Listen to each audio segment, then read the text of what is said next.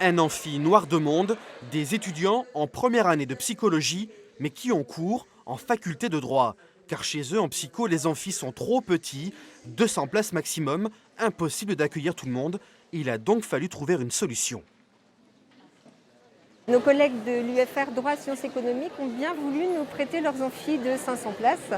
Et du coup, nous avons 2 amphis de 500 places pour arriver à avoir les 900 étudiants de première année en cours. En 3 ans, l'université de Poitiers a accueilli 3000 étudiants supplémentaires, avec les mêmes moyens financiers que les années passées. Résultat, les cours, en travaux dirigés notamment, sont de plus en plus chargés. Nous avons actuellement donc des groupes qui s'approchent de 40 étudiants en travaux dirigés, dans nos filières de sciences, mais dans des filières du côté des sciences humaines par exemple et en psychologie, eh bien là on a des groupes qui dépassent les 50 étudiants par groupe, ce qui va bien au-delà de ce que l'on juge acceptable. Les étudiants font avec, mais quand il n'y a pas de place pour tout le monde dans l'amphi, on apprend à compter les uns sur les autres. À la pause café, ces étudiants en médecine se souviennent de leur première année.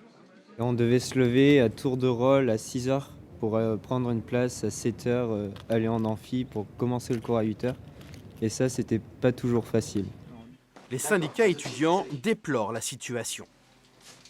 Il se passe que on a des étudiants qui arrivent à la fac et qui ne sont pas encadrés.